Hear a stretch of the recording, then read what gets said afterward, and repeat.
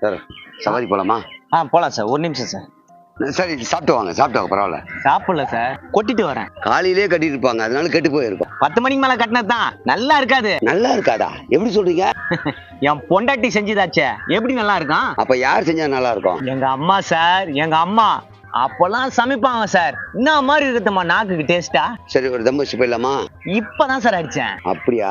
சரக்கு சாப்பிட்டு போயிடலாமா? நைட் 7 மணிக்கு மேல சாப்பிடுவோம் சார். அப்ப ஒரு பாக்கு வாங்கி போட்டு போலாமா? ஏன் சார் வாங்கணும்? அதான் ஸ்டாக் இருக்குதே. அப்புறம் நாக்கு எப்படா நல்லா இருக்கும்? தண்ணி அடிப்ப, தம் அடிப்ப, பாக்கு போடுவேன். நாக்கை கெடுத்து வச்சுக்கிட்டு பொண்டாட்டி சமையல் சரியில்லைன்றிய இன்னும் என்ன பண்ணா தீராது. இதை கொட்டுடா, நாய் சாப்பிடும்.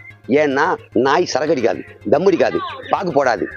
அதுக்கு இருக்கிற டேஸ்ட் கூட உனக்கு இல்லைன்னா நீ நாய் விட மோசமா நாக்கை கெடுத்து வச்சிருக்க. இதனாலதான் டேஸ்ட் இல்லாம போச்சோ? மக்களே, இவ்வளவு நாளா என் பொண்டாட்டியை திட்டின்னு இருந்தேன். உங்களுக்கும் இந்த பழக்கம் தான், இனியோட விட்டுருங்க.